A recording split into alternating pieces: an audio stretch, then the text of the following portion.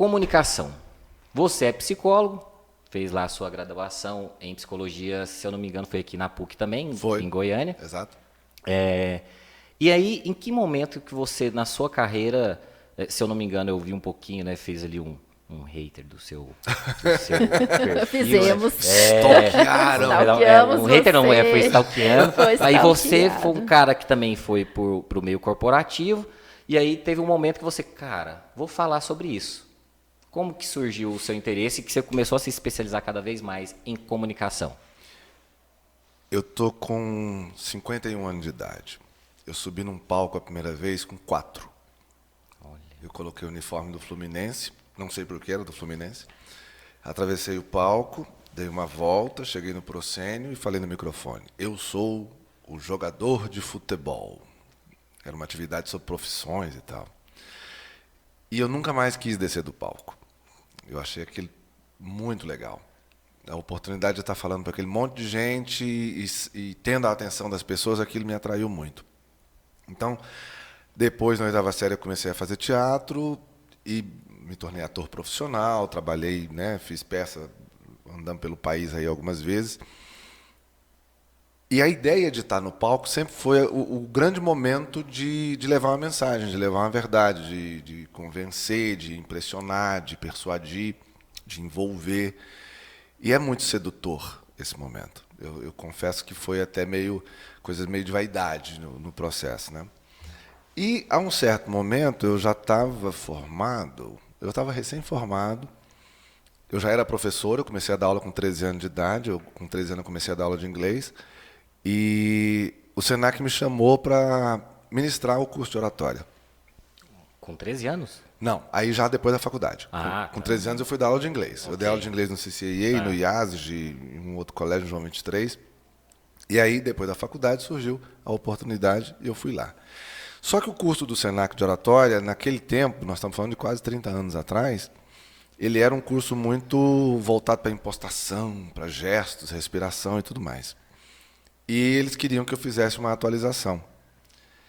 Aquele foi verdadeiramente o meu primeiro contato como um professor de oratória. Eu nunca tinha trabalhado a oratória, a comunicação, como um professor. Eu estava no palco, eu era professor, mas era professor de inglês, e não era alguma coisa que eu me preocupasse assim, pode ser uma carreira. Quando eu fiz o primeiro curso, a primeira turma no Senac, ali eu vi uma possibilidade. Era falar sobre um tema que eu adorava, era ver as pessoas mudando e transformando na minha frente, porque o impacto é muito instantâneo, é uma coisa que é até meio mágica às vezes, e aquilo me envolveu de uma tal forma que eu nunca mais parei de fazer. Curiosamente, ao longo do tempo, por várias vezes eu tentei minha mulher que fala muito isso, você passou a vida tentando se livrar desse curso de oratória, que você não dava moral para ele, só que ele não me largava. Então, assim, dava um aperto de grana, eu montava a turma de oratória, fazia caixa. Alguém de empresa, o Eduardo é o cara da oratória. Bom, eu ia lá fazer um trabalho. Aí chegou num ponto que, assim, acho que talvez uns 8 anos, 10 anos no máximo, eu falei, cara, esse é o meu produto, esse é o meu tema. E aí eu me busquei especializar, busquei aprimorar ainda mais, e aí eu estudei, fui buscar mais contatos, mais referências para trazer tudo aquilo que eu já vivia como ator, como músico, olha o exagero, né? Porque a gente estava brincando naquela hora. E como palestrante, para fazer as pessoas também poderem experimentar essa delícia que é ter uma comunicação mais natural, mais fluida, principalmente depois que eu entendi que não precisava ter um palco. Olha. Então, hoje em dia eu falo sempre, né, o falar em público que eu ensino não é para ser só palestrante ou professor. Conduzir uma reunião é falar em público. Reclamar de um serviço é falar em público. Paquerar, eu não sei se os solteiros de hoje em dia falam paquerar, na minha época eu falava, né? Acho que eu virei tiozão, posso falar da minha época. A gente falava paquerar. É falar em público. E aí, quando eu vi que, além de eu gostar, além de eu ter uma certa habilidade, era um troço que todo mundo precisava, eu falei, é uma oportunidade comercial maravilhosa. E aí pronto, virou um foco de atenção quase que exclusivo. Ótimo. Você falou desse período que você saiu da faculdade. Quando você terminou logo a graduação em psicologia, qual o caminho que você seguiu naquela época? Eu sempre quis trabalhar com a parte organizacional da psicologia. Então, o mundo corporativo sempre foi o que me envolveu mais. Só que eu queria pelos motivos errados. Uma coisa que a gente anda estudando muito, eu e minha mulher, essa coisa dos motivos certos e errados. As pessoas casam pelos motivos errados e acabam tendo problema. Eu escolhi a carreira pelo motivo errado. Dei sorte. É tão constrangedor falar isso. Mas eu queria ir para o mundo corporativo porque eu queria ter crachá, usar gravata e almoço de negócios. Pensa na cabeça de pobre. Miserável. Tudo que a rebelde aqui não gosta. Crachá, uniforme. Hoje eu detesto. Crachá é um trem que minha chefe não me veja aqui. Eu repudio. Gravata em Goiânia, por favor, né? É uma enormidade. E almoço de negócio é muito ruim, porque você não come direito. Esse aí ainda não tem jeito de fugir. Nossa, eu acho chatíssimo. Só que aí eu tive a oportunidade no ambiente corporativo de seguir fazendo meus treinamentos e minhas palestras. Além do fato de que eu experimentei no estágio a psicologia clínica, e eu percebi que, se eu fosse atuar num consultório, em pouco tempo, ou alguém ia me dar uma surra dentro do consultório, ou eu ia dar uma surra em alguém. Então, meu nível de ansiedade não permitia aquilo. Falei, cara, isso aqui não é para mim, eu não dou conta, eu vou para um lugar onde me aguentem. E o mundo corporativo foi esse mundo. Então, assim, até mesmo a seleção natural foi me tirando de algumas coisas de RH, tipo recrutamento e seleção, que eu nunca gostei de fazer, e me levando cada vez mais para treinamento e desenvolvimento profissional. E aí eu me encontrei, falei, não, treinamento é um trem que eu adoro fazer, palestra eu adoro fazer. Até agora, na internet, eu venho seguindo por esse caminho também. Então, assim, não, tenho uma oportunidade de fazer desenvolvimento de pessoas, desenvolvimento de profissionais. Usando o que eu aprendi lá e, né, que agregou depois, aí floresceu. E essa palavra, onde as pessoas possam me aguentar, acho que você fez uma reflexão esses dias nas suas redes sociais sobre a questão das suas características, né? E é algo que, às vezes, eu comento muito com a minha equipe, principalmente do pessoal do recrutamento e seleção, que, às vezes, nós contratamos pessoas com tais características, aí essa pessoa vem, ela começa a ter alguns problemas, vem o gestor, né, tem alguns problemas, gente, mas foram essas características que teve todo esse encanto, e por que agora não estamos com esse encanto, Exatamente. né? Então, lidar com isso, e aí vem com a palavra adaptação, a pessoa não adaptou, mas, oi? Você quer contratar um cachorro louco, mas quer que ele fique dentro de uma gaiola. Exato. Não é? Não tem jeito, aí o urubu quer voar. E nesse ponto, é onde eu via uma dificuldade muito grande, porque as demais oportunidades de RH são na minha visão, né? Não estou defendendo nem argumentando que seja assim, mas eu via mais encaixotadas, mais presas a uma sistemática. O treinamento te permite uma liberdade maior, de volta ao palco. Então, assim, até se tornou meio jargão falar do Eduardo Mesquita no mercado. Eduardo Mesquita, não sei quem é. Não, aquele careca, aquele meio doido. Ah, tá, aquele loucão. Sei quem é. Aquele engraçado, eu sei quem é. Então, isso já me ajudou bastante, porque eu podia dar vazão a uma série de situações que a minha expressão pedia, que em recrutamento e seleção, eu sempre falava. No treinamento, quanto mais eu me aproximo da audiência, da plateia, melhor o resultado. No recrutamento e seleção, entrevistar gente que está passando fome, dificuldade, devendo, não sei o que. Eu chorava, era horrível. Eu sofri muito fazendo isso. Falei, não quero ganhar dinheiro sofrendo. O treinamento já era mais divertido. Os estudos me levaram a buscar esse entendimento. Existe um medo que já é meio programado nosso, tipo o medo de cobra. Macacos que nunca viram cobra, quando vêm a primeira vez, se assustam. Uhum. A gente tem um medo programado já de ofídeos, de cobras. O medo de falar em público, ele é programado na gente ao longo do tempo. Especialmente no ambiente latino-americano, onde a gente tem uma preocupação muito grande de agradar, de não ofender.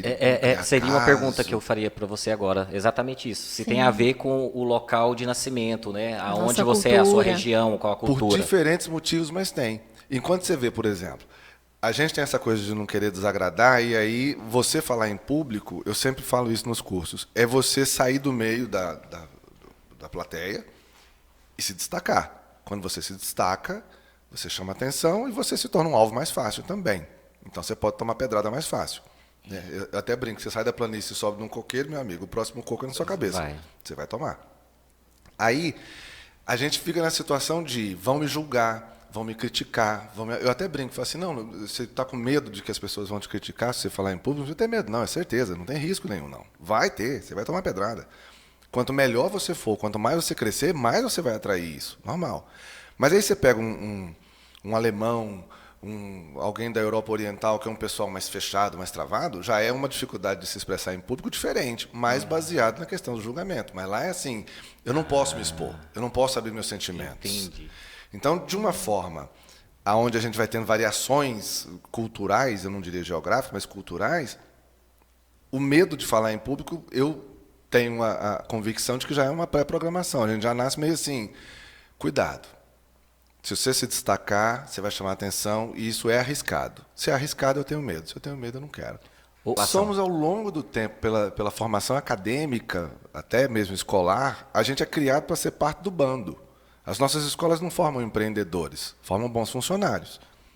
No máximo, né? Algumas nem bons funcionários. E aí, para você falar assim, eu vou assumir um ponto de vista, uma opinião, e até mais arriscada ainda, que seja contrária da maioria. Eu estou me destacando. Em momento nenhum a gente foi educado para isso. Pelo contrário, quando você tentava fazer um troço diferente, você ouvia, tá querendo aparecer? Vai pendurar uma melancia no seu pescoço? Era feio fazer isso, você tinha que ser parte do bando. Aí, em um certo momento, você percebe, cara, peraí, fazer parte do bando é importante para mim, eu preciso do bando. É quando a gente está adolescendo. Sim. Aí, daqui a pouco, você está começando a querer sair da adolescência, você quer identificação, você quer ser o cara diferente. Aí você toma porrada de todo lado, até de quem estava do teu lado antes, porque você não pode sair do bando, quem te deu esse direito? Tá louco? E essa briga social acaba se refletindo na hora que você vai falar em público, porque aí é terrível. Quem é o maior crítico da pessoa que fala em público? Aquele cara que não consegue. Porque para ele é assim, meu irmão, como assim você vai subir no palco e vai falar em público? Eu não estou fazendo isso. Eu não consigo, por que você está conseguindo? Olha. Então essa é uma pressão muito grande social. E assim, se a gente falar assim, todo mundo tem isso? Não, tem algumas pessoas que nascem com uma facilidade maior, isso é inevitável. Mas todo mundo pode desenvolver isso. E a timidez, ela existe? Demais. Então não é um mito. Não. Porque tem a galera aí falando que timidez é um mito, que é preguiça. Gente. Primeiro que mito, para mim, todo mito só merece paulada e ser destruído. Não tem esse papo de mito. Yes. Deixando bem claro. Deixando bem claro. Tomara que saia antes da data lá. O fato é, timidez, qual que é a palavra que a criança mais escuta? Você sabe me dizer qual é a palavra que a criança mais escuta nos primeiros 3, 4 anos de vida? Talvez o não pode? Não, exatamente. Não. Pode. Ele tenta entrar num forno ligado? Não. Ele tenta lamber uma tomada? Não. Ele tenta enfiar um fósforo aceso dentro da boca do cachorro? Não. Na verdade, a gente só chega na idade adulta porque tem pai e mãe para proteger, porque a maioria de nós não ia chegar nem na adolescência. A nossa chance de morrer com 6 anos de idade é muito grande. É verdade, né, Jorge? Aos irmãos. Aos irmãos. Sobreviveram. E aí tem outro risco, né? A chance de morrer é a chance de matar o irmão ou a irmã. As brincadeiras. Então, com esse tanto de nãos, algumas pessoas vão aumentando a pressão disso e o não fica uma coisa grande. O não é importante. A gente sabe que não dá para sair andando pelado na rua porque a gente ouviu não e entendeu. Isso é um limite da sociedade. Beleza. Eu não posso chegar para uma mulher, hoje em dia isso é claríssimo, uma mulher com sobrepeso e fazer comentários sobre isso. É bem aquela coisa assim, quando é que é adequado você perguntar para uma mulher se ela está grávida? Entre o 1º e o 9º mês? Nunca. Né? Fica na tua, você não tem nada com isso. E às vezes ela não vai estar grávida e fica pior ainda o assunto. Então, a pessoa que aumenta esse eco da pressão social, ele vai realmente se travando. E a timidez é justamente quando a pessoa dá um peso muito maior para a opinião do outro do que para a dele. É a busca da validação no outro. Por muito tempo eu achei que eu era tímido na minha vida. Aí eu digievoluí, né? Igual os Pokémons, o Digimon faz. Aí eu falei, não, eu não sou tímido, eu sou introvertido. É diferente. Porque o tímido, ele dá peso na opinião do outro, ele se preocupa com o que o outro vai dizer, o que o outro vai achar. O introvertido não dá a mínima para a opinião do outro, mas ele tem um mundo próprio dele que está feliz. Fica ali. Então, se vai rolar uma festa, o tímido fala assim, pá, eu não queria ir para essa festa. Mas se eu não for, o que esse povo vai dizer? Mas aí vai e fica lá, e eu estou aqui, mas eu não estou dançando, porque eu fico sem ar de dançar. O que eles vão falar? O introvertido fala assim, eu não quero ir para a festa, porque eu não quero, porque tem sofá e Netflix. Dane-se. Só que os dois têm um problema, porque não dá para viver sozinho. O mundo não é uma caverna. Então, que tem que sair desse lugar e procurar se socializar. Aceitar que as suas opiniões são mais ou tão importantes quanto a do outro, e o outro começar a dar valor na opinião, né, de quem está fora.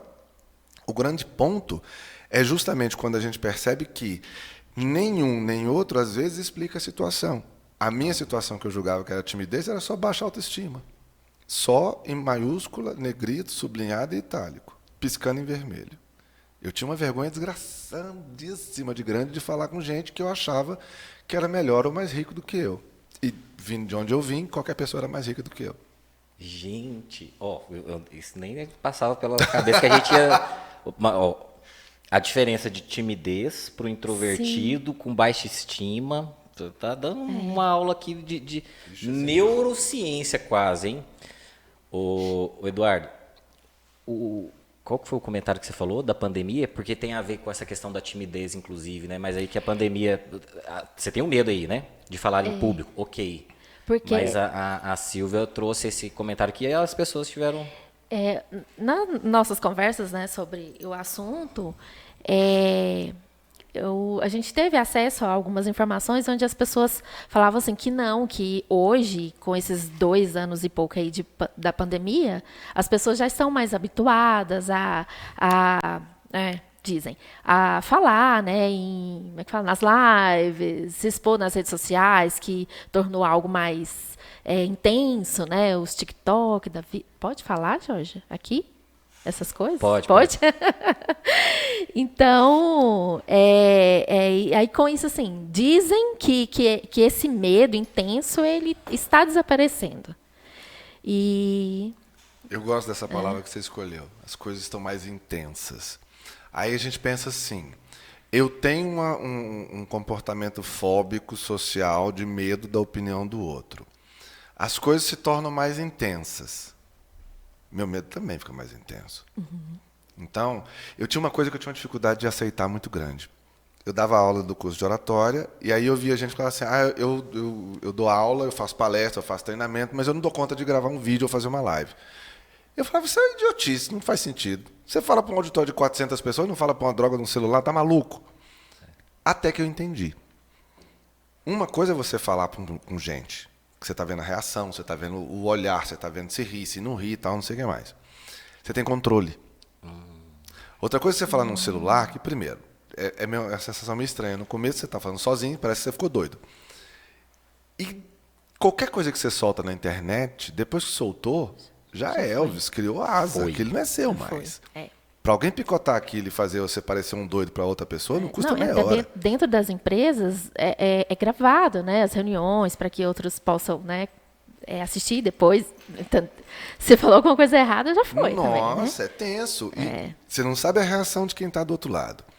Aí o povo fala assim, mas na live o povo comenta. Tá, você tem uma live, tem 300 pessoas, vai ter 10 comentando. Não é interação genuína. Não é. Você perde o controle do negócio. E você não sabe exatamente como controlar aquela situação, porque ela perdeu completamente o eixo para você. Você é um vetor, você é, né, a voz, mas o que sai dali depois que passou da lente já não é mais seu. E aí eu entendi, falei, não, peraí, isso é uma pressão muito grande. Uma coisa é eu falar para 400 pessoas, outra coisa é eu falar para o planeta inteiro. Porque um vídeo meu pode cair no planeta inteiro.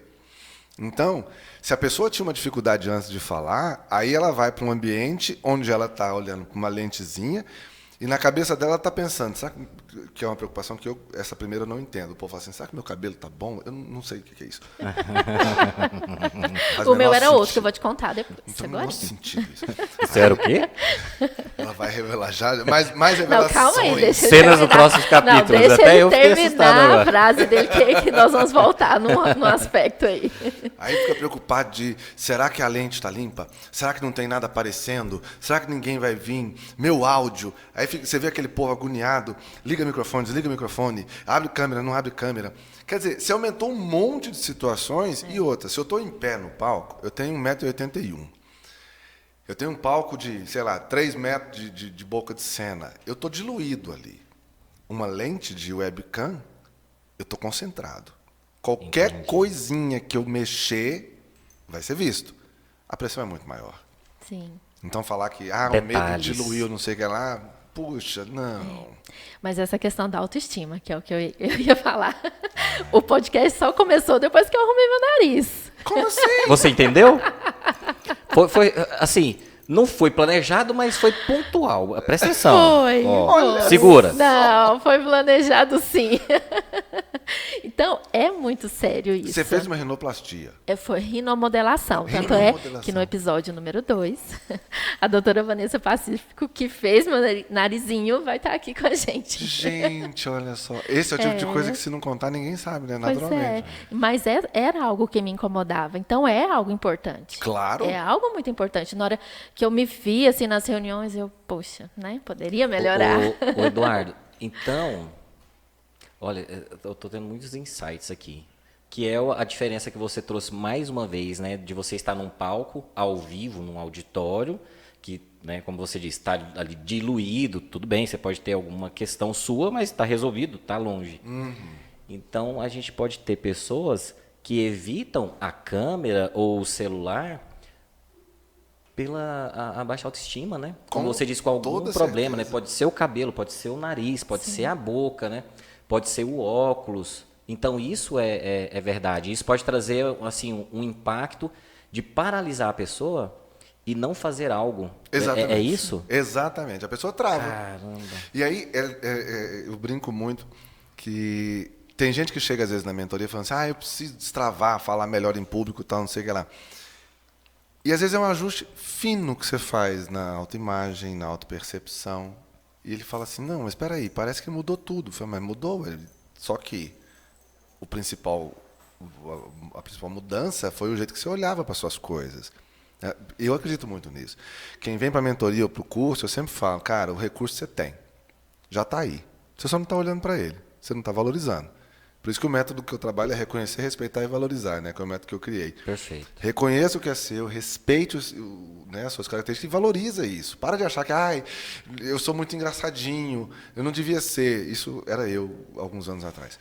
Porque o profissional corporativo tem que ser sério, não pode ser brincalhão e tal. Poxa, o que eu tenho de melhor é meu bom. Exato. Onde é que está o cardápio que falou isso? Nem a você, S.A., que falou um monte de batatada ao longo da vida, falou um troço desse. E aí eu me pegava tolhendo o que eu tinha de melhor, que era o meu bom humor, para poder ajustar numa forma que ninguém tinha me obrigado a entrar. O Eduardo, mais um insight, quando você fala dessa situação, você tem todo um jeito, né? Você é bem peculiar a forma de fazer os seus trabalhos, a forma de se comunicar, é bem despojado, bem descontraído. E aí no começo você falou, né, que poderia ser um cara um pouco mais tímido, que veio, aí depois você descobriu por algum amadurecimento, alguma ajuda, da baixa autoestima, né? Mas aí você ligou ali uma chavinha que você falou assim, cara, sou eu, essa é a minha essência. Eu tô te perguntando isso por quê? Porque muitas vezes as pessoas ficam com esse medo, seja, né, das redes sociais, ou seja, até de se expor no próprio meio corporativo, como a gente está falando, e ela fica ali meio que presa e ela não consegue se expor e ser ela verdadeiramente, e talvez ela não dá o próximo passo. E aí ela nem fica feliz consigo mesma, né? Ela não fica leve. Exatamente. Para você, assim, qual que é o mecanismo, se você lembra, né? Como que foi o seu que você trouxe isso e como que a gente pode, talvez, auxiliar a galera? Cara, é lógico que a gente, principalmente nas organizações, é um pouco mais delicado, né? Você tem ali os líderes, né? Tem equipe, tem colegas, mas mesmo assim tem uma maneira de você chegar até lá, né? A grande virada de chave é quando você entende que, e eu falo isso muito nas empresas, em treinamentos e palestras, quando você entende que você não está ali por sorte.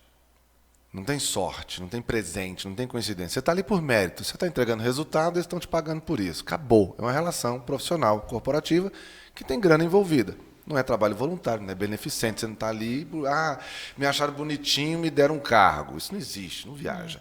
Então, enquanto você está entregando, amigão, você é a pessoa que é necessária naquele ponto. Se você é necessário, se valoriza, pelo amor de Deus. Por que para mim funcionou?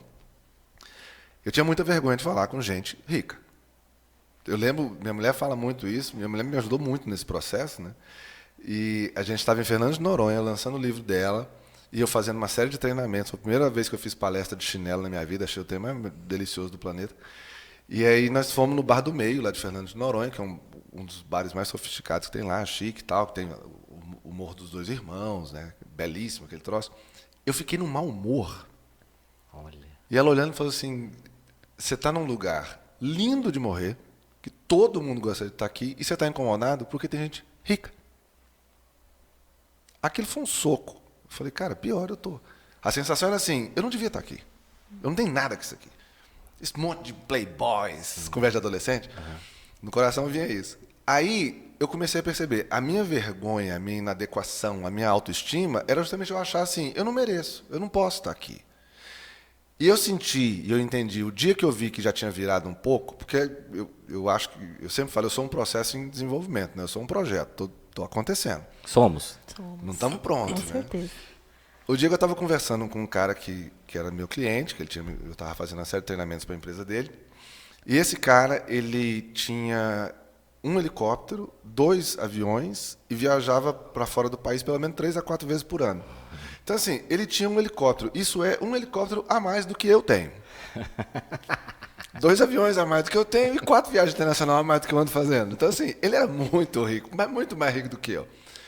E eu conversando com ele, eu sempre brinco que intimidade é na hora que você dá tapa na coxa e fala, para! Sabe aquele tapão assim? Para! Imagina. E eu falei, bicho, eu tô dando tapa na coxa do cara que tem um helicóptero, maluco. Porque ali eu me toquei. Falei, cara, ele pode ter um helicóptero, mas o que eu sei fazer para a equipe dele, ele não sabe. Não é? Ele está me pagando para fazer. E está pagando bem. Então, assim, o meu conhecimento me permite estar aqui. E nessa hora, está igual. Ah, você tem um helicóptero? Bacana, cara, eu não tenho. Vai fazer o que eu faço, você não dá conta.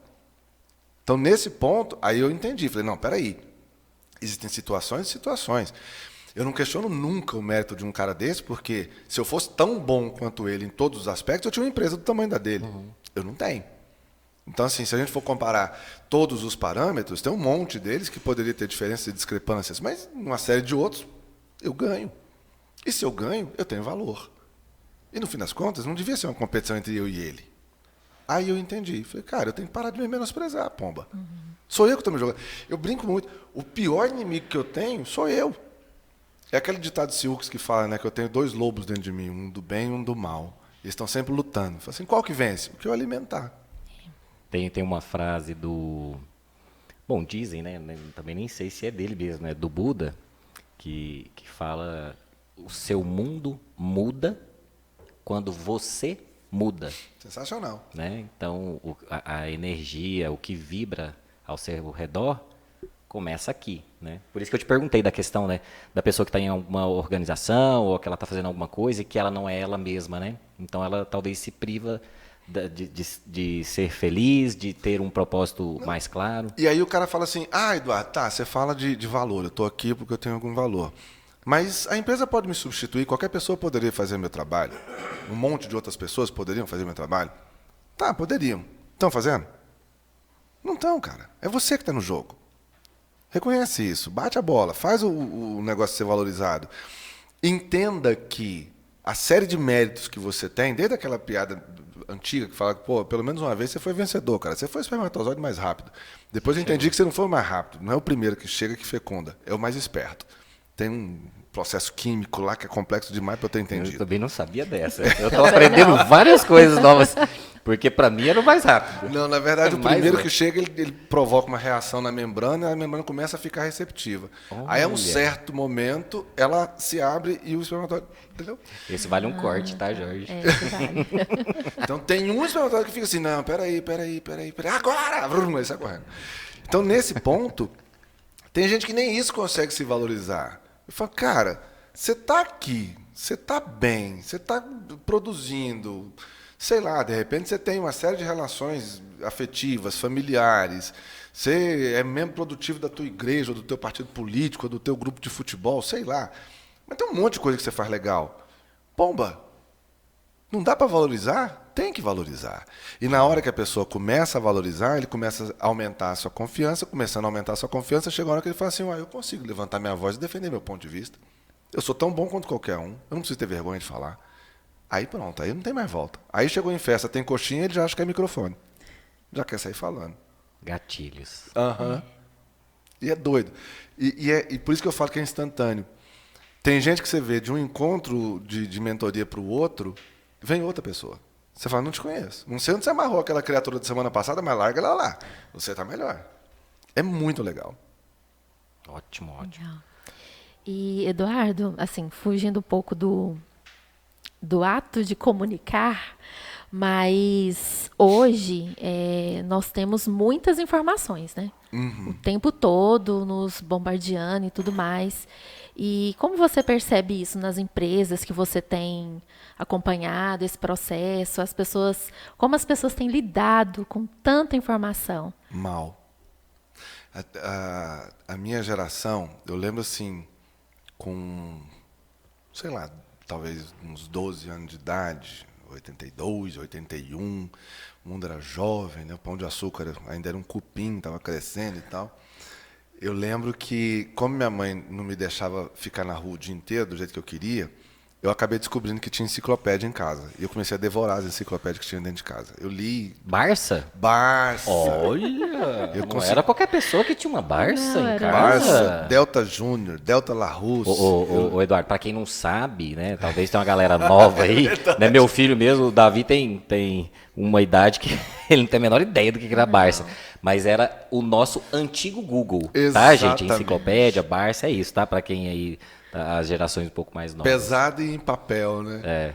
E aí, essa questão de ler demais e tal, a dificuldade que a gente tinha na época, então, e até o comentário a gente rindo aqui, putz, Barça?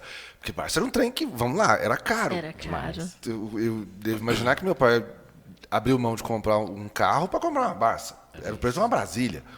Então, era difícil o acesso à informação. Eu gostava de ir em biblioteca para ficar lendo, mas não era uma coisa fácil, né? Tinha horário, era cheio de coisa, era distante. Tá? Hoje tem muito acesso à informação, mas há uma necessidade muito grande de filtro. E aí o que você vê é que as pessoas não conseguem filtrar muito bem o volume de informação. E qualquer volume que vem em excesso afoga. Eu vejo isso muito, por exemplo, você vai no Instagram de qualquer pessoa, e você olha a quantidade de pessoas que ele segue. Aí você encontra uma pessoa que segue 3.000 pessoas, 5.000 pessoas. Existe alguma possibilidade real, em algum momento da existência dessa criatura, dele ver postagem de 5.000 pessoas? Não tem jeito. Não tem. É impossível. O Instagram não entrega para começar e não dá tempo no dia para ele ver 5.000 postagens. Para que ele está seguindo 5.000 pessoas? Não faz sentido. Mas é aquele desespero de falar assim, cara, não é o que eu estou vendo, é assim, o que eu posso estar perdendo que eu não estou vendo? É aquele controle remoto da TV a cabo de 48 canais, que você fica... Você não quer ver, você quer saber o que você não está vendo. Netflix, a gente gasta mais tempo escolhendo do que assistindo. Porra, sensacional. Fato. Aí você passa, tem 400 filmes, você fala, nossa, isso aqui eu vou ver depois. Mesmo, vou ver de novo. Quando você vê 3 horas da manhã, você fala, eu não vi nada, velho. Mas você sabe o cardápio todinho daquele dia, porque da semana que vem muda tudo de novo. Então a dificuldade que as pessoas têm é de filtrar e falar assim, cara, isso aqui é importante, isso aqui é essencial, isso aqui é ruído. Joga fora. Então quando você fala para uma pessoa que segue 3.000 pessoas, eu falo, cara, você não precisa de mais do que 200 pessoas. Joga o resto tudo fora. Deleta, apaga. Define um padrão e apaga o resto. Ah, mas é porque tem um vídeo de gatinho que eu gosto. Escolhe um perfil de vídeo de gatinho, pomba. Você não precisa de 5 perfis de vídeo de gatinho. Ah, mas meu primo. Por que você quer ver o perfil do seu primo? O que te acrescenta? Mas é uma fome de falar que está tendo acesso. Não, mas eu posso ver. Pode, mas não vê. E se vê, não acrescenta. Então, por exemplo, no meu Instagram, quem eu sigo? Clientes. Então, assim, ou cliente da consultoria do Instituto, ou mentorados e mentorados, ou alunos e alunas. Gente que me ensina alguma coisa, então são players maiores do que eu, que têm algum conhecimento violento. Pega as dicas, presta atenção. Pega as dicas. Anota porque isso é valioso. Então, cliente, gente que eu atendo, players grandes, gente profissionais que me ensinam, perfil de meme, né? Eu gosto, tem que dar risada. Tem que dar risada. Tem que dar risada. Tem que ser leve. Tem que ser leve. E gente que eu amo. E gente que eu amo, deve ter umas 6. 5. Tá bom, fecha em 5. Que assim, Legal. minha mulher e meus filhos nem usam Instagram, eu sigo o perfil deles, mas eles não usam para nada, meu pai, mas ele também não usa para nada. Então, assim, minha mulher, alguns grandes amigos e amigas, e só. Ah, mas e os primos, e as tias? Eu passei 30, 40 anos da minha vida sem saber se eles estavam comendo lasanha ou canelone. Por que eu preciso saber disso hoje? Eu passei 30, quase 40 anos da minha vida sem ver a viagem dos outros. Por que eu tenho que ficar vendo viagem dos outros hoje? Não é? Então tá, segue um perfil de fofoca, de artista. Eu acho que é mais prático e produtivo do que ficar vendo vida dos outros, de gente que você conhece. Ô, Eduardo, você tem uma fala, não só nas lives, mas vez ou outra você fala, né, que você tá perto de gigantes, você tá com gigantes. Como que é? Eu ando com gigantes. Eu ando com gigantes. É mais ou menos isso, né? Exatamente. Então, quem você vai seguir nas redes sociais, ou quem será parte do seu convívio. Eu tenho um amigo que trabalhou comigo num frigorífico uma certa vez, hoje ele até mora fora do país. E, acho que a frase não é dele, mas ele sempre batia isso comigo. Ele falou, até engraçada a frase, né? Quem anda com águia aprende a voar. Quem anda com peru aprende a fazer glu-glu. Cara. Nossa, Leandro, essa é terrível. Mas faz sentido. Eu pensei que ia ser Buda de novo. Eu tava esperando Gandhi. Eu também. Mandela. Tiago, eu vou mandar essa pra ele. Você me paga. Foi legal. Expus aqui a nossa frase. Glu-glu. Eduardo vai usar essa. Eu tenho certeza. Certeza. Mas eu não tinha outro momento pra falar. Vai falar que foi aqui. Foi aqui, pô, o maluco lá falou um negócio. Vou citar a fonte. Mas tem a ver com isso, né? Aí já. Então tá bom, eu vou concluir com a parte séria, que eles estão me reprimindo aqui. Vai sofisticar. Mas tem uma pesquisa que fala que, de fato, você né, é uma média, né, o reflexo ou as coisas que você consegue das 5 pessoas que você mais convive. Uhum. Então, olha que interessante, você fechou em 5, né? Eu nem ia falar isso, mas você falou, as pessoas que eu amo, tal, você tem poucas pessoas que você segue, poucas assim, né? São aquelas que fazem diferença na sua vida. Então, essa é uma pesquisa, né, então, para um lado sério, que a nossa vida hoje, ela vibra e você se torna parecido com aquelas pessoas que você mais convive. Com certeza. Então é mais ou menos isso que as redes sociais, né? A capacidade de você falar em público ou não, né? Você pensa bem. O gigante. Exatamente. Se tem uma outra frase que eu gosto muito, que se numa mesa tem 10 pessoas e se senta junto a eles um canalha nazista e ninguém se levanta, tem 11 canalhas nazistas. Sensacional. Então, assim, ou você se afasta, ou você parte. É inevitável que se eu ando com gente que só está reclamando de crise, só está falando de problema político, de Lula ou Bolsonaro, de não sei o que lá, meu mundo vai girar ao redor disso. Eu tenho a firme convicção, e as minhas opiniões políticas, naturalmente, né, entre uma condição humanizada e que possa ser mais vantajosa e mais adequada para o país, e uma posição quadrúpede, tem diferenças. Porém, eu tenho certeza que nenhum dos dois vai fazer grandes diferenças na minha vida mesmo. Eles não estão pensando em mim. Eu não posso ficar fazendo os meus negócios e conduzindo a minha vida profissional, principalmente, baseado em políticos e cenários e não sei o que lá. Mas isso gera impacto. Tá bom, gera, cara. Mas se eu trabalhar igual um louco, furioso, for bom para burro no que eu estou fazendo, der uma entrega brutal, eu vou satisfazer meus clientes, vou manter meus negócios, vou ter meus resultados. E aí pode ter o político que for lá sentado em Brasília, que minha vida vai andar. Flávio Augusto fala muito isso. Exatamente. Né? Coincidentemente, bilionário. Não é por acaso, né? Não é por acaso.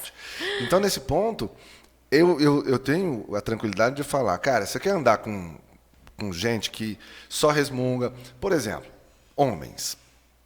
Você quer sentar numa mesa, numa festa, chegar no lugar, e aí senta as mulheres de um lado, os homens de outro, e os homens só falando mal e reclamando das mulheres, e você vai falar que o seu casamento vai ser feliz? Desculpa, meu irmão, não vai. Você está alimentando um monte de pensamento que você vai olhar para a tua mulher só caçando crítica. Isso é maluquice. Então, o comportamento do bando vai influenciar do indivíduo. E, naturalmente, se o bando não aceita o destaque, se o bando não vê com bons olhos a pessoa que primeiro quer se projetar, e eu chamo isso de teorema da aeromoça, né? A aeromoça que repete isso. Em caso de despressurização da cabine, máscara de oxigênio cairão na sua frente. Põe na tua cara primeiro o animal. Depois você salva teus filhos. Porra. Porque senão morre todo mundo. Aí o povo fala assim, não, eu vou pôr nos meus filhos porque eu os amo. Aí você vai pôr, desmaia, não põe neles, eles morrem, você morre, todo mundo morre. Então põe a tua primeiro. Faz o seu, brilha, aparece, cresce, dá resultado. Aí você faz bem para as pessoas. E anda com gente desse jeito. Se você começar a andar com gente que só resmunga, você vai resmungar. Se você começar a andar com gente que faz plano, você vai fazer plano. Não tem mágica. Eu não sei se acontece isso com você, já aconteceu, né? Eu usava mais o LinkedIn, até pela minha vida corporativa em recursos humanos, e agora, né, estou indo para as outras redes, não acontece, mas eu vejo algumas outras pessoas falando quando essa seleção das pessoas ao seu redor começa a acontecer, e quando você começa a se expor nas redes sociais, fazer vídeo por celular, pode ser com câmeras, um podcast, não sei. Nossa, virou uma blogueirinha. Exatamente. O blogueirinho. Cara, isso é um mal, né? Você foi falando isso aí agora. Constantemente. Então, aí você falou isso aí. Agora já é um sinal, né, para você. Sai fora, não é? Bom, penso, né? Porque você já faz uma seleção. Para vender, Eduardo. Faço para vender meus produtos. Olha só. Ou Então, seja, é venda, um objetivo, né? Estou pomba. trabalhando, gente. Aí aquele negócio, a pessoa, você fez um vídeo, a pessoa, e eu tenho, né, pessoas que me procuram para fazer mentoria para poder fazer live e fazer negócio. Ah, mas é porque minha prima viu meu vídeo e ela falou que não ficou legal. Sua prima é tua cliente? Ela compra teus produtos, teu serviço? Não. Falei, então você está dando vídeo por quê? Você está fazendo para prima ou para cliente? É cliente, cara. Vai cuidar dos teus clientes. Ah, mas é porque ela me chamou de blogueirinha. Entendi. Chamou de blogueirinha, faz duas coisas. Uma é essa que você falou, se afasta. Mas a primeira e mais importante é agradece. Porque essa pessoa te deu de bandeja uma orientação. Olha, certo. Eu sou uma pessoa negativa, eu vou te puxar para baixo e você está começando a chamar a atenção. Ela te falou isso. Então agradece e dá tchau. Pô, repete.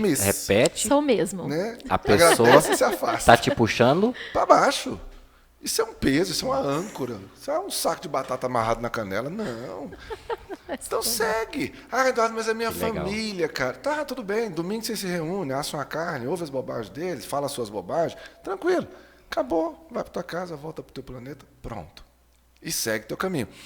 Aí, quando a pessoa fala assim, mas eu quero ser uma pessoa que me posiciono, eu quero ambicionar uma carreira política, corporativa, empresarial, tal, não sei o que mais. Tá, beleza, cara. Então, você não está querendo olhar para cima. Olhar para cima não é olhar para quem está do teu lado, do teu tamanho. Começa a mirar, começa a modelar, começa a seguir. Para de querer ficar só. Né? Thomas Edison que falou, se eu olhei longe foi porque eu apoiei em ombro de gigantes. Então, pomba, teve gente que veio antes, que fez um monte de coisa. Eu quero andar com esses caras. Perfeito. Então, quando eu falo eu ando com gigantes, quando eu vejo assim, bicho, tem uns caras que dá gosto, que eu falo porque eu fico bonito na foto andando com esses caras. Não tem, uai. Ah, Eduardo, você fala isso porque você quer aparecer. Uai. Isso mesmo. Isso mesmo. Qual o problema? Alguém tinha alguma dúvida disso? É óbvio que eu quero aparecer. Eu estou andando com gente grande, eu quero ser visto. Poxa, tem cada um. O Eduardo, a gente estava pensando aqui, né, no tema, aí você é o cara da comunicação, e aí você tem as suas mentorias, né, sobre oratória, sobre a inclusão digital, né, de algumas pessoas que ainda não o fazem. E tem uma diferença quando a gente fala de comunicação e oratória, só para se não tem, é porque a gente ficou, e aí, né? Eu e a Silvia, a gente ficou nessa. Ainda utiliza o termo oratória? Ele ainda é um termo que sintetiza muito bem. Ele resume muito um conceito. Do jeito errado, mas resume. Então é mais ou menos assim. O conceito de oratória, se a gente for olhar lá de São Tomás de Aquino, né, dos gregos, Péricles, não sei o que lá, é a arte da expressão. É a arte, e expressão é mais do que falar. Só que ao longo do tempo a oratória foi virando um troço de falar em público. Não é só isso. Então, quando eu falo que eu uso menos o termo oratória e uso mais o termo falar em público, é porque falar em público é qualquer coisa que você vai ter que falar para mais gente. E isso é uma exposição, e isso exige um preço. Então, na hora que a gente entende assim, tá, então a oratória ela é mais ampla? É, mas se tornou em meio que um processo orgânico, natural, ela se tornou síntese de falar em público só. E, especificamente, mais técnica. A comunicação já abrange uma série de outras situações.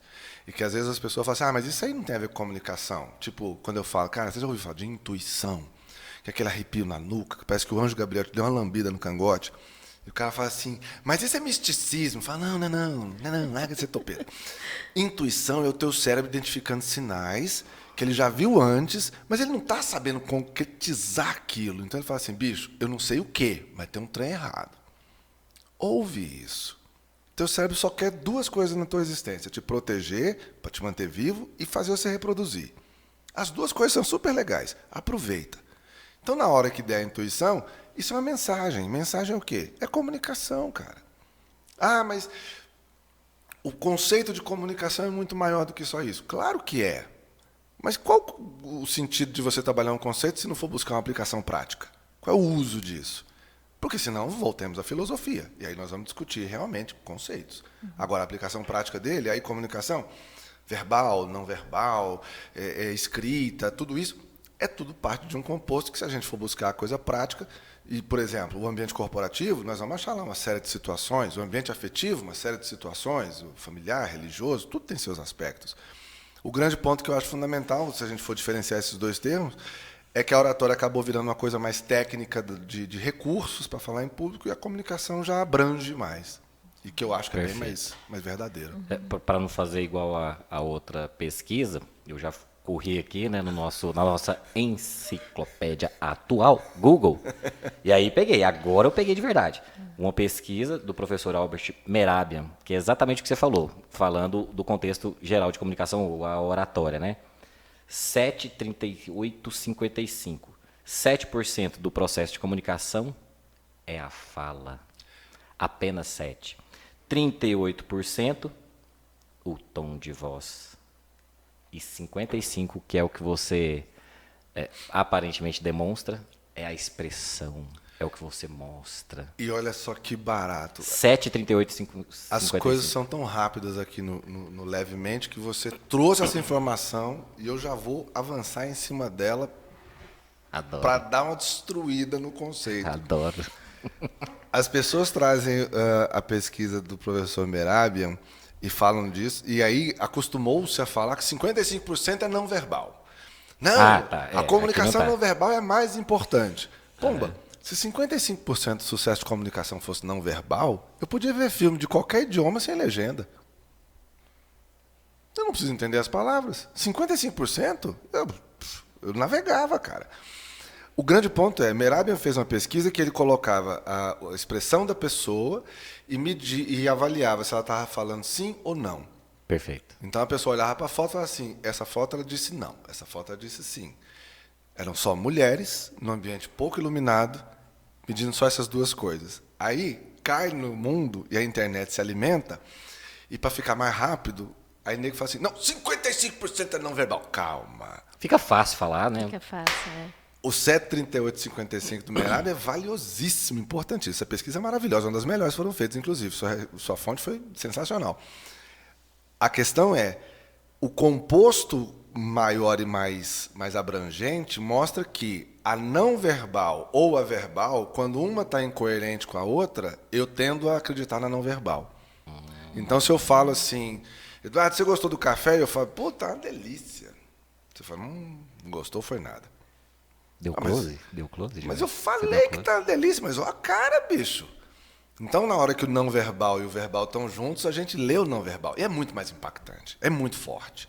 Por isso que muitas vezes, de novo, a gente tem alguma intuição. Sabe aquela expressão que eu acho maluca, que eu não entendo de jeito nenhum? Meu santo não bateu com o dele. Eu não entendo isso. Então, se eu não gostar da pessoa, meu santo não bateu. Quer dizer, se eu gostar, meu santo desce o cacete no santo dele, é isso? Qual o sentido de uma expressão maluca dessa? Por que meu santo não bate? Porque eu li alguma coisa que eu não gostei. Isso é não verbal 100%. O jeito de se vestir, como ele balança os braços, o tom de voz. Tem um monte de coisa que eu pego antes de começar a conversar com a pessoa. E essas coisas já me orientam a gostar ou não gostar. Porque o primeiro princípio do cérebro é sobrevivência. Se tem ameaça, eu estou tomando cuidado. Aí a gente vai se manifestando nesse ponto. Por isso que essa pesquisa é espetacular, porque aí o povo fala assim, não, a voz, a fala é o mais importante. Gente, eu tive um professor de matemática financeira na pós-graduação que eu aprendi a usar matemática financeira. Com ele. Isso é quase mágico. Matemática financeira? Por favor. Eu sabia usar um HP 12C, você não está entendendo. Olha só. Isso é uma outra dimensão da realidade. Aí fala assim, Eduardo, e hoje você sabe? Mais nada. Ele foi embora, o conhecimento foi junto. Não era tão bom assim. Mas ele conseguia fazer um tema tão árido, tão grosso para mim, tão cheio de ponta, ser divertido. Eu lembro de eu passar semanas fazendo cálculos de juro composto. Hoje eu lembro só o nome disso, não sei nem o que é mais. Ele conseguia me encantar. Era o que ele falava? Não, o que ele falava era matemática financeira. O jeito que ele falava. E eu falo isso muito. O que você fala é importante, mas como você fala é valiosíssimo, é fundamental. Show. Tem um livro que tem um nome lindo que fala isso. Eu ouviria as piores notícias dos seus belos lábios. Olha que tem lindo, cara. Então, assim, eu ouviria as piores notícias dos seus belos lábios. Então, assim, sabendo falar, qualquer notícia, qualquer informação é perfeitamente palatável. Não gosta de você entrega de qualquer jeito. Não espere resultado diferente, né? Aí é broca. Tá. O Eduardo, você falando aí do professor que foi embora, e eu vi um vídeo seu há algumas semanas, aí me veio o insight que tem a ver com o que a gente faz, né? A nossa graduação, né? A psicologia já trouxe esse alerta da gente sempre buscar ajuda e buscar nos conhecermos e nos desenvolvermos, né? Uhum. E aí, num certo vídeo, você comentou e colocou lá que você é mentor de algumas pessoas. Mas também você passa por um processo de aprendizado com pessoas que você acredita que possam te ensinar outras coisas, né? Você também é um mentorado, né? Uhum. Então, por mais que as pessoas olhem para ele, o cara articulado, o cara que dá aula, ainda assim você busca mais conhecimento, né? Então, conta pra gente como que você faz para se atualizar, né? Você que já está no mercado aí há mais de 25 anos, você falou? No mercado tem mais tempo, né? Tá, não precisa entrar monte, no detalhe. Mas a idade você já falou. Você já tem uma boa ideia de idade aí, né? Faz as contas, você que está vendo aí. Tudo bem. Trabalho, não. Mas como que você faz para se atualizar? O que você acredita que se isso é importante ou não? Né? A gente já sabe, mas conta um pouquinho. Toda vez que eu acho que eu encontro uma parede, eu tenho que descobrir como passar por ela. Às vezes é dando cabeçada, às vezes é pulando, às vezes é dando a volta. Então, assim, dentro do assunto, do tema que a gente gosta, é fácil. Qualquer coisa que aparece do assunto que você gosta, você quer ler, você quer ver o vídeo, você quer ouvir e tal, não sei o que mais. Isso é maravilhoso, é natural. Agora, tem coisas que não são do meio, né, orgânico daquele ecossistema, e aí seja por curiosidade, ou por você, e eu faço isso muito, né, ou por curiosidade, ou por eu assumir minha burrice no tema, eu falo, cara, ou eu verticalizo aqui e mergulho nesse troço, ou eu vou continuar na burrice. São escolhas. Olha. Então, por exemplo, há algum tempo atrás a gente começou a estudar lá em casa sobre e-commerce. E loja, e e-commerce e tal, é um projeto e tal. E eu descobri que tinha um monte de trem que eu nunca tinha ouvido falar na minha vida. Eu falei, cara, esse cara tá falando grego. E é sensacional, porque aí eu brinco muito que existe um momento da ignorância que é um presente. Que é quando você entende assim, cara, isso aqui eu não sei nada. Putz, olha o tanto de trem que eu posso aprender. Olha. É aquela sensação de entrar na Saraiva, olhar em volta e falar assim, cara, não tem tempo de vida para ler tudo isso. É.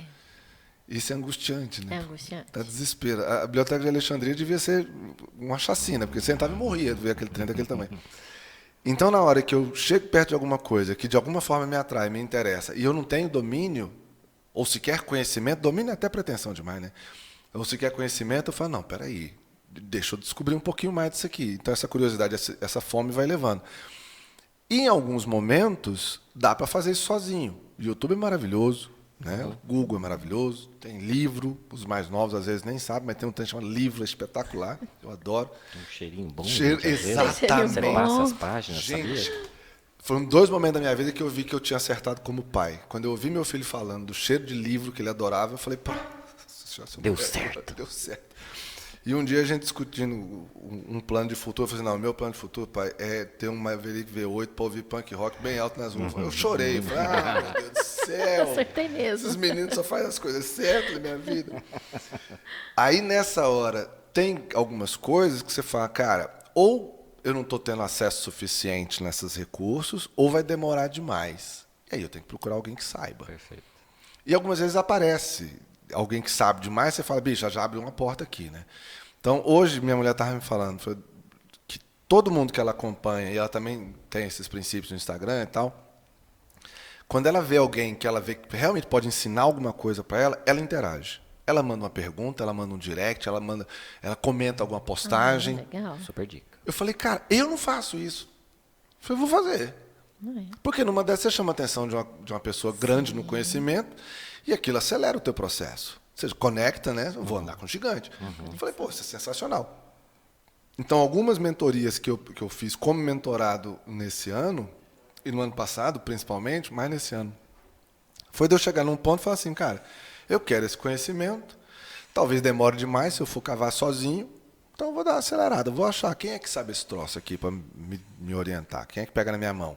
E aí é posição de aprendiz mesmo, eu falo, meu irmão, estou aqui. E é engraçado que eu já tive mentorado meu de posicionamento profissional que se tornou mentor de assunto digital, por exemplo, de tráfego pago, não sei o que lá. E aí o cara tem um cuidado, né? Ah, Eduardo, você é meu professor, você é meu mentor, eu falo, doidão, aqui É você. eu sou o Padawan, você é o Jedi. Star Wars, tá? Daqui a pouco a gente fala sobre isso. Tá? Você tem que pôr legenda nisso? Ela não sabe? Não. Tem que Calma. colocar. Daqui a pouco a gente fala sobre isso. Pelo amor de Deus, Leandro. Eu te falei. Eu avisei. Ele avisou mesmo, não ia dar tempo. Vai dar tempo, calma. Ó, você até falou aí do livro, eu até trouxe uns gatilhos aqui. Há alguns meses atrás eu li esse livro bem bacana, O Palhaço e o Psicanalista. Não sei se você leu. Não. O Christian é o psicanalista e o Cláudio Tebas é um palhaço. Legal. O que fala o livro, né? Quando a gente comenta hoje, estava falando com a Silvia, até ela trouxe uma questão também corporativa, ele trata muito da questão da escuta, de você ouvir. Ok, você é um bom orador, você se comunica, mas muitas vezes você precisa ouvir também. Então é meio que, né, uma lição de o quão aberto é o seu sentido genuíno para quem está falando, né? Então, por exemplo, você está aqui com a gente está ouvindo, eu só entrei aqui no celular para ver ali a pesquisa, tal, aprendendo, estou absorvendo, né? Porque senão, peraí, é meio que o que eu quero que você fale é dessa importância da gente escutar. Lembra que no começo você falou assim, gente, muita coisa, né? A Silvia te perguntou, muita informação, internet, nossa, toda hora, milhões e milhões de mensagens, notícias. E aí o quanto você se importa genuinamente por aquela pessoa que está te falando algo. Né? Então, porque você está aqui, aí a gente bate um papo, eu falo, não, eu não estou nem ouvindo a sua resposta, eu já estou pensando na próxima. Eu falo, não, deixa eu absorver o que o Eduardo está trazendo para a gente, com o coração aberto, com a mente leve, e aí as pessoas que estão ouvindo, né? O quão é importante, né? Era isso, o exemplo teve que você até deu. uma pergunta que eu fiz para o Leandro, falei assim, das organizações que você passou, qual não tinha comunicação como uma competência importante? Ele falou, nenhuma, todas as organizações tinham lá competência, comunicação e tudo mais. E eu falei assim, se é tão importante, né? E eu até vejo na minha realidade, a gente todo ano tem alguma capacitação referente à comunicação, ela sempre está presente. E o que acontece, né? Nesse processo? Problema de comunicação é como unha.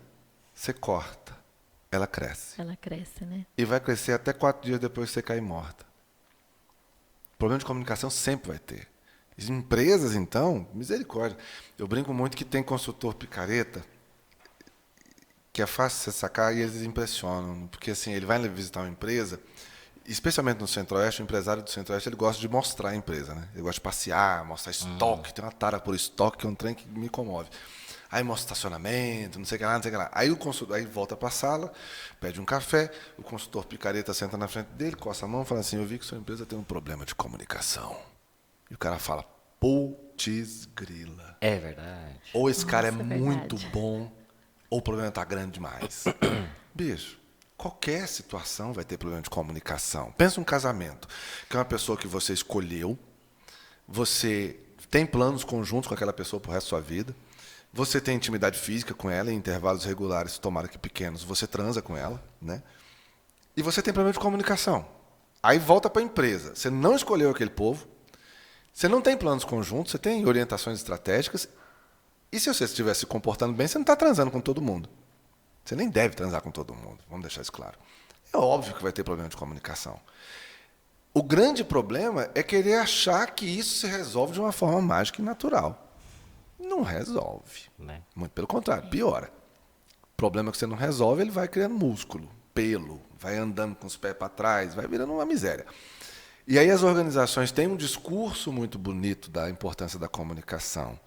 Mas como é um troço que exige, aí a realidade nem sempre é muito coerente com esse discurso. O que já é um problema de comunicação. Precisa esforço, né? E nem todo mundo está disposto. Porque, especialmente em empresas que eu consideraria tóxicas, dar voz para as pessoas é uma coisa perigosa. Porque as pessoas vão passar a ter vontade. As pessoas vão passar a se achar no direito. E o que é verdade, elas têm vontade e têm direito. Mas em alguns ambientes isso não é permitido. É melhor que eles fiquem quietinhos. Então não dá voz, não. Então não mexe na comunicação. Se mexer, vira revolução. Entendeu? Uau. Vou voltar aqui um pouco mais. Peraí, você falou do negócio aqui? É, da escuta, né? Eu acho sensacional que eu vi uma vez o cara falando isso. Falou, tem muito curso de oratória no mercado, mas não tem curso de escutatória. É esse termo. Eu falei, cara, sensacional. Tem uma história que eu gosto muito, diz que o cara tá andando num lugar lá, né, numa mata, um trem qualquer, e aparece um bicho grande, perigoso, um leão, um tatu-bola, assim, tatu-bola não é tão grande, mas um leão, ó, e o leão vem, ele sai correndo do leão e tal, aquele trem. Quando é palestra, a gente aumenta essa história até quase 40 minutos, mas assim, vamos lá. Você tem uns 5 minutos. Aí ele cai no despenhadeiro, assim, e ele vai tombando, ele agarra nas raízes, ele consegue segurar. E aí o bicho está lá em cima, e ele olha para baixo, ele vê que ele não está tão alto assim, dá para descer. Só que lá embaixo tem um outro bicho, e ele fala, pô, que latada, né, velho? Na hora que ele para, que ele olha assim, na frente dele, no barranco, tem um pé de morango. E tem um morango maduro. Aí ele estica, pega e come o morango. Aí sempre o povo fica assim, e aí? E aí é isso, acabou. E foi o morango mais gostoso da vida dele. Foi. Mas por quê? Bicho, às vezes é o que você precisa fazer. Esquece tudo. Come o morango. Come o morango. Aproveita esse momento. Nossa. Desacelera 100, senta, come. Mas tá pegando fogo lá fora. Vai pegar fogo. Tem coisa que não adianta seu desespero. Não vai resolver. Um amigo meu falava isso. Eu digo que ele falava porque ele deve estar morto já. Eu tinha 15 anos, ele tinha 80, então não acredito que ele está com 100 e tantos anos. Ele me via muito ansioso, eu sempre fui muito ansioso. Ele falava assim, você está com alguma coisa para resolver, algum problema, meu filho? Eu falei, não, está preocupado por quê? Tem solução? Antes que eu falasse, eu falei assim, se tem solução, para que você está preocupado? Vai resolver. Mas e se não tem solução, para que você está preocupado, maluco? Não vai resolver. Então, preocupar não resolve. Come o morango. Nossa. Gibóia. E tem tudo a ver com o que você falou da questão das pessoas que têm algum medo das câmeras ou do digital, né? Fica esperando, talvez, não é ser perfeito, né? Acho que ninguém é. Arrumar o nariz. Não, mas nem só do nariz. Porque o nariz talvez já estava no seu plano, né? Você fala aqui do podcast, mas eu não sei se foi isso que te levou. Não foi. Não mas foi. As pessoas ficam querendo a perfeição e, cara, começa, né? Aprecie o morango. É exatamente o que tem a ver, né? Poxa, cara, escuta o que o Eduardo, escuta o que o seu líder, escuta o que o seu colega, quem tem pai e mãe, escuta o que eles estão falando, guarda o celular, né? Os relacionamentos, né? Quem tem namorado, namorada, os filhos, né? aprecio o morango. Cara, pô, sensacional. Isso Adorei. é legal. Você falou, às vezes vai alguns colegas dos meninos lá em casa almoçar. Eu acho tão bonitinho que a gente tá sentado na mesa almoçar, tal, às vezes o colega pega um celular, eles viram e falam assim, aqui em casa a gente não usa celular na mesa de refeição. Mentira. Os moleques, tá tudo bem então, de boa.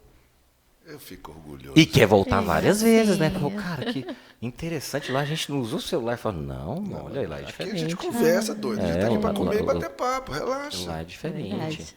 Em falar em filhos, no nosso momento Stalker, tem uma postagem sua que você fala, pode falar palavrão? E você cita uma experiência com seus filhos, foi muito legal e faz muito sentido pro nosso dia a dia. Com certeza, porque pra mim é aquele negócio, filho é um negócio delicado, né? Não vem com manual, e aí você não sabe se está fazendo certo, e você fica noiado, é complicado. Minha irmã falava muito, filho é o trem mais caro, mais difícil, mais dor de cabeça e melhor do mundo. Eu falava, você é doido, isso não existe. Aí eu tive os meus, aí eu entendi, falei, é verdade, dá trabalho, dá dor de cabeça, mas nada é tão bom. E aí, nesse dia, eu lembro que eles perguntavam, assim, papai, eu posso falar palavrão? Acho que eu tinha uns 6, 7 anos. Eu falei, pode. Agora tem hora, tem lugar e tem pra quem. Olha. Você não pode falar toda hora, você não pode falar em qualquer lugar, você não pode falar com qualquer pessoa. Então, assim, se você falar com seus colegas, na hora que vocês estão jogando bola, tal, normal. Agora, se você for falar com seus coleguinhas, conversando, você soltar palavrão, pra quê? Uma coisa é com seus colegas, outra coisa assim, se você falar com sua professora um palavrão, tá errado, você vai ser punido. Você fala, pra mim, os 6 anos de surra que você não levou, você ganha num dia. Eu condenso no seu couro, você não está entendendo. Porque eles nunca apanharam lá em casa, né? Isso, para mim, sempre foi verdade. Eu, particularmente, devo confessar um pecado da minha parte, eu adoro falar palavrão. Mas adoro com força do osso do corpo. Você não está entendendo. Tem coisa que só palavrão explica. Não é? Só palavrão explica. Tem trem que você fala assim, bicho, se eu não falar aqui, não vai entender. Prepara os pi aí, viu, Jorge? Eu vou me poupar aqui, mas, né? Só que, como palestrante corporativo, não dá, né? Tem lugar que até cabe, mas a maioria não cabe, não é adequado. Então, eu aprendi a segurar minha onda. E a mesma coisa, né? Levei para os meninos, falei, cara, quer falar, fala. Até porque de vez em quando eles me viam falar. Quer falar, fala. Mas saiba o lugar e a hora. Hoje eu vejo esses 14 anos conversando com os amigos, aí solta, né? Estão lá conversando e tal. Eu fico ouvindo e fazendo, gente, mas olha que barato, né? A boca já está toda suja. Que orgulho. Que orgulho. Puxa o pai. Ô, Eduardo, assim, só para... Esse aqui é novo. Esse aqui eu já li já tem alguns meses, tá? Voltando para o tema de comunicação, até trouxe para si. Todo mundo falando desse livro e tal. Eu ainda eu não sabia.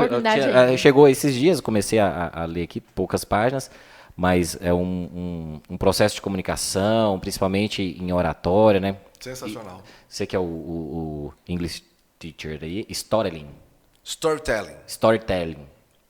Aqui fala de algumas pessoas, dentre eles, uma das que a galera fala que era um grande orador, que é o Steve Jobs, né? E qual que é do storytelling? O que é esse método que pode ajudar as pessoas a se comunicarem melhor? Especialmente resumo, no ambiente né? corporativo, né? Perfeito. Todas as comunidades e as civilizações sempre tiveram um ponto em comum, que era o relato oral. Então, todas as civilizações tinham um momento de sentar na fogueira para contar a história. Os mais velhos para os mais jovens. Então, os avós contando as histórias do curupira, do lobisomem, e a preparação dos caçadores, e tudo isso. Então, o relato oral é muito forte. nos ensinou muito através das metáforas, né? Exatamente. Parábolas. Então, tudo o relato oral é muito importante. E o storytelling é um resgate que, felizmente, os roteiristas e os grandes criadores de texto conseguiram trazer para o mercado corporativo, que é deixar claro, bicho, você pode falar qualquer coisa, mas se você tiver uma estrutura de história com enredo, que toque em emoções, que conecte em valores, você vai ter mais atenção. Perfeito. Você vai ter mais atenção do seu cliente, que vai ouvir isso para comprar o seu produto ou serviço, da sua equipe, que vai ser motivada, até do seu concorrente para ter medo de você. O que é aquela dança maori, né? Os hakas, se não é um storytelling levado de forma física e corporal? Quer falar, meu irmão, eu sou o pior cidadão do mundo para você enfrentar. E o cara está olhando pensando, será que ele é tudo isso mesmo? Mas tem enredo, tem história, tem construção. Cada ato ali é pensado. Então, na hora que a gente vê o storytelling, eu vejo muito no mercado digital isso. Tem que escrever uma copy para o anúncio, o texto do anúncio. Qual que é o storytelling? Vai ter um treinamento. Qual que é o storytelling? Sensacional. Isso é leitura obrigatória. Perfeito. Então deu certo. Tá vendo? Yes. Vamos chegar aqui no momento que ela tá curiosa aqui. Algumas coisas eu já sei do Eduardo. Aí eu vou falar algumas coisas e você explica aqui para a Silvia sobre a vossa pessoa, né? Algumas coisas a gente já falou, né? Quem está aí nos assistindo, o Eduardo é pai de gêmeos, é uma curiosidade, né? Ele vai comentar aqui pra gente um pouquinho. O Eduardo já foi ou é vocalista de rock punk? Punk rock, hardcore. É pesado. É mau, é agressivo. O Eduardo adora e tem aí uma paixão por Star Wars. Daí os nomes que a Silvia... Oi? Né? Padawan... Obi-Wan, né? Aí a gente vai fazer uma introdução aqui bem rápida. Você tem gato ou é cachorro? 2 cachorros. Que é o... Luke e o Yoda. Yoda. Ele tem o mestre Yoda e o Luke. Rapaz, é pesado. E esses até que eu entendi um pouco pela sua história, mas aí você tem uma outra paixão que eu não entendi muito bem, essa vai ter que falar até pra mim mesmo, né? Que tem o Batman. Por quê? Porque há alguns anos, eu não sei se você se vestiu ou eu vi alguma coisa, e essa semana eu vi você fazendo alguma coisa e eu vi uma foto um quadro do Batman. Nossa, essa eu não peguei dele. Do Star Wars, ok, até porque você fala muito e tudo mais, né? Mas aí faz sobre você, essas curiosidades aí, né? Do Eduardo cantor, do Eduardo pai de gêmeos, né? Do Eduardo Star Wars e do Eduardo Batman, que essa eu não sei. Silvia, e eu devo confessar que eu vou fazer uma força muito grande para continuar convivendo com você, com esse nível de desconhecimento sobre Guerra nas Estrelas e Star Wars que você demonstrou. Isso é inaceitável. Inaceitável. Star Wars, para mim, é uma das melhores e maiores sagas que já foram construídas no cinema mundial. Tanto de base filosófica, porque tem toda a jornada do herói perfeitamente explicada, quanto pelas estruturas de roteiro, quanto pelos personagens maravilhosos. Então, eu adoro, eu acho sensacional. E é outra coisa que eu tenho muito orgulho de ter contaminado meus filhos, eles também gostam muito. Então, eu lembro que quando foi lançado o primeiro Guerra nas Estrelas, em 77, eu não pude assistir no cinema porque eu não tinha idade. Minha irmã foi, e eu fiquei louco de desespero, né? Quando eu comecei a poder assistir, nossa, para mim foi um encantamento. Eu gosto muito. Eu acho que, além de toda a mitologia e fantasia, é muito bem construída, é muito bem pensado. Então, essa é uma das coisas, uma das particularidades. Eu tenho gêmeos, né, meus 2 tubarões. O povo fala assim, por que você chama seu filho de tubarão? Essa eu também não sei. Eu sempre chamei eles de meus tubarõezinhos, porque é uma história que, no Japão, tem muito japonês. Juro. Pesquisas apontam. Pesquisas apontam. E japonês come peixe. Então, e outra coisa que o japonês faz, eles reproduzem também, vai fazendo mais japonês. Aí foi enchendo a ilha de japonês. E esse povo foi comendo peixe, acabando os peixes que tinha ali perto. E os barcos cada vez para o mar mais alto para, né, pescar.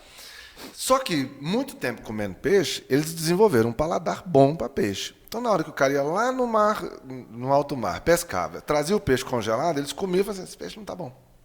E aí as vendas caíam e estava dando um problema.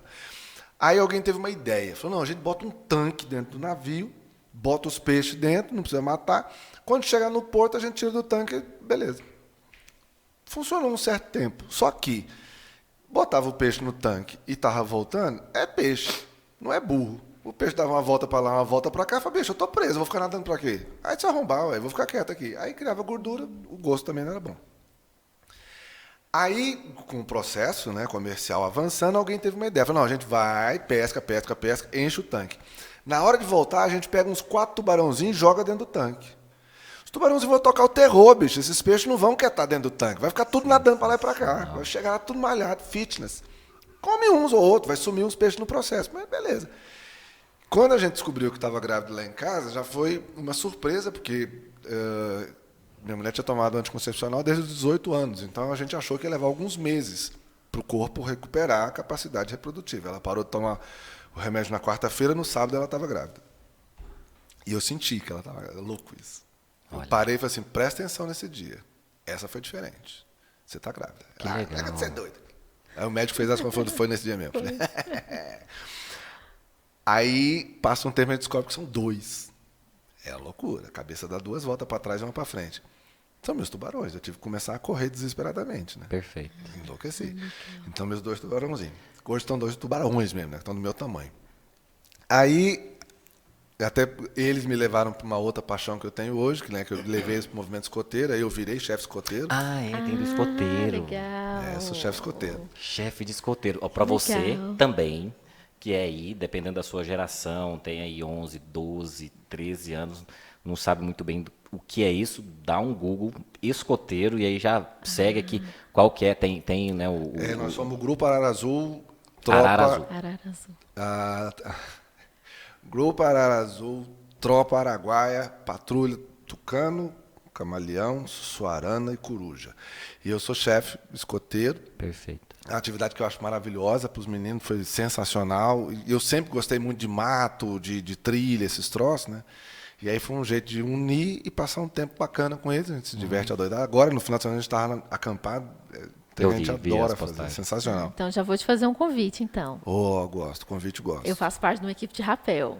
Nossa, já aceitei. Vamos, então. Já aceitei, quero muito. Muito legal. E, assim, já até vi o pessoal de escoteiro fazendo alguns treinamentos, aprendendo, né? Como faz as amarrações e tudo mais. A gente teve, na passagem deles agora, que meus filhos passaram de escoteiro para tropa sênior, né, por causa da idade. E aí a passagem deles, eles fizeram uma falsa baiana para eles fazerem a passagem. Eu estava olhando e falei, cara, essa amarração de vocês está profissional demais. Eu não sabia que a gente tinha. Muito legal, quero. Vamos, então. Aí foi Star Wars, meus filhos, o rock. Eu sempre gostei, acho que sei lá, 6 anos, eu descobri umas fitas cassete do meu pai que tinha Raul Seixas, Beatles e Kiss. Você nasceu, eu 70. não lembro. Não. Você nasceu aqui em Goiânia, mas onde você foi criado? Qual o bairro, o setor? Famosíssimo, inesquecível e eterno Quebra-Caixote. É uma das regiões mais perigosas de Goiânia naquela época. O povo não sabe onde é. Quebra-Caixote é no final do setor universitário, quase na BR, entre o Palmito e o Morro do Macaco Molhado. Aqui perto. É aqui perto. Aqui perto. Aqui perto. Quando vocês falaram do Novo Mundo, eu falei, estamos quase lá. Olha. Inclusive, o pessoal fala assim, mas era perigoso? Vocês lembram, aqui nessa região tinha uma gangue chamada Demônios do Novo Mundo. Lembro. Os Demônios do Novo Mundo não passavam na minha rua, eles tinham medo da gente. Então, Não, você está falando sério? Sério, o DNM não passava na 3 porque eles falavam assim, o povo da 3 é perigoso. Eu era uma besta de lá, bicho, eu era um santo, você não está entendendo. A maioria dos meus colegas de infância não chegou na idade adulta, porque as confusões eram as tetras sinistras. Sim.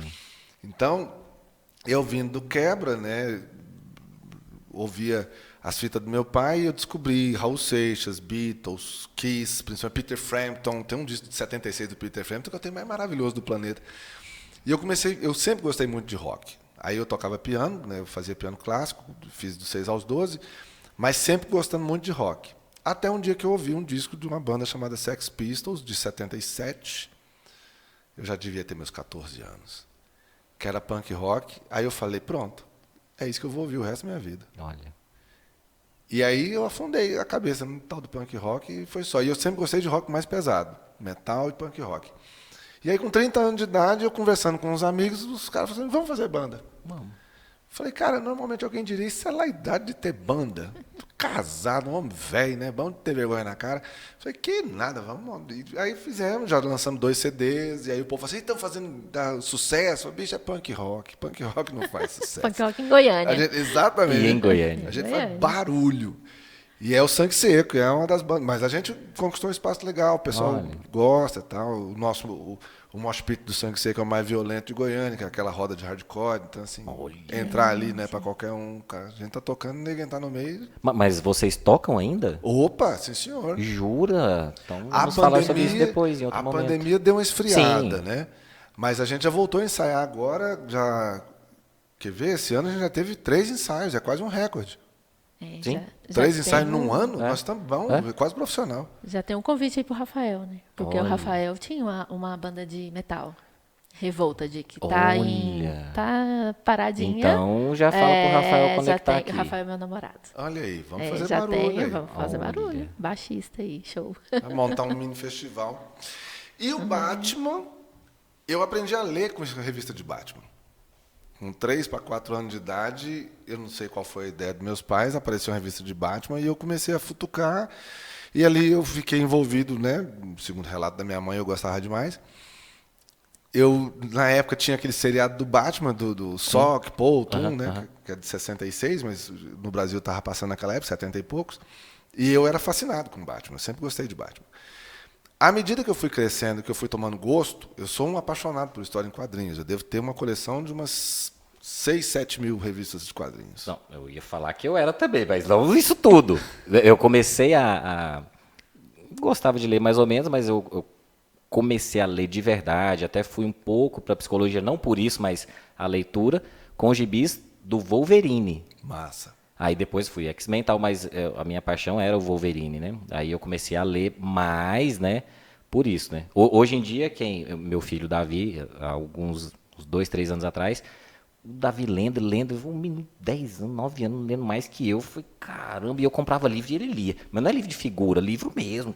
Que massa. Aí eu fui, cara, aí que eu falei, cara, esse ano eu vou ler 12 livros.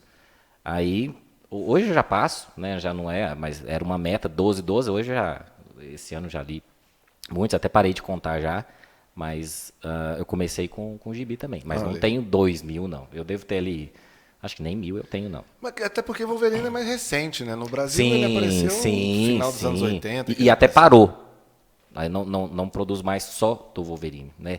A última foi a edição 100 e alguma coisa, mas eu tenho a número 1 brasileira, tem a número 1 americana, não a número 1, né, a original, mas tem a número 1. Não, eu já tenho alguns anos que eu parei de comprar em banca, porque quando começou... Sim. E muito eu parei de comprar a história em quadrinho em banca por causa dos X-Men, que virou uma bagunça de X-Men, X-Force, X isso, X aquilo, eu falei, bicho, eu não tenho saco para comprar 4 números diferentes. Foi o que eu fiz, desisti. Me fez parar também.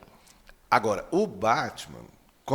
à medida que eu avançava nas leituras, né, que o tempo foi passando, não sei o que mais, eu fui me identificando muito com o personagem. Quando o Frank Miller lançou o Cavaleiro das Trevas, ali no começo dos anos 90, eu falei, bicho, é isso aqui. Eu escrevi uma peça baseada no Cavaleiro das Trevas. Tinha um monólogo meu que era todinho de fala do Batman. O povo fala assim, nossa, que texto maravilhoso. Eu falei, Frank Miller, meu amigo, é o Batman que está falando, a respeito. Caramba. Então, assim, ele é um personagem soturno, sombrio, beirando a psicopatia, extremamente violento, cruel, é quase um escorpiano. Fala um pouco mais. Deixa eu tomar uma água. Eu sou escorpião também, fica tranquilo. Ai, Deus, obrigada. Jorge, desce aqui, me ajuda. Por favor. E você sabe que o meu maior medo é essa convivência aqui com o leonino, né? Eu falei assim, meu Deus, Então, que o pessoal desafio. tá descobrindo tudo agora. Que desafio esse leonino aqui do lado, mas... Escorpiano enfrenta. Não é fácil. A gente acaba trazendo pro eixo essa molecadinha, né? Isso é natural. Mas ele tem esse perfil mesmo do escorpiano. Esse mistério. Exatamente. É um ser da sombra, né? E aí, na hora que... quando eu li a obra do Frank Miller, eu falei, cara, essa identificação não é gratuita. Então, no meu escritório lá em casa, eu tenho o quadro do Batman, tem um Batman desse tamanho no canto da porta. Isso eu não vi. Tem os chaveiros, assim, eu não sou colecionador de memorabilia, esses troços. Sim, sim. Mas eu tinha um Batman de Lego, se bem que agora eu estou percebendo que eu meio sou colecionador. Já tem uns 5, 6 itens. Não sou. Eu não sou, mas sou. Não sou mais. Um Batmóvel de Lego e tal. Então, assim, tanto é que o povo brinca, né? Fala assim, eu não estou falando que eu sou o Batman, mas você nunca me viu na mesma sala que ele.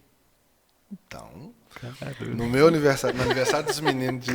Cara, ele é sensacional. De 4 anos ou 5 anos, não sei. Eu fui buscar os dois na escola vestido de Batman. Então a gente ia fazer uma festa lá em casa, e aí eu entrei na escola vestido de Batman. Foi uma bagunça, né, velho? A escola parou.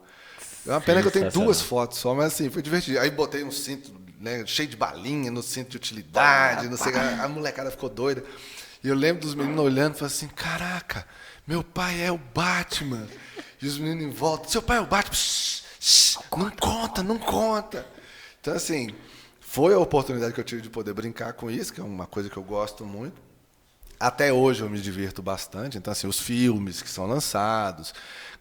Eu fiz uma vez uma palestra numa escola falando de distúrbios mentais e Batman. Porque o povo fala assim, ele é psicopata. Não, ele não é psicopata. Ele é um borderline, mas com um nível de sociabilização muito bom. Então, não há por que se preocupar, né? Pô, você passar 2 horas explicando Batman para professor é um barato, cara. Né? Os caras, tipo assim, eu ouvi falar, eu sei quem é, mas eu não... De sair de lá, assim, extasiado. Então, eu adoro. Acho uma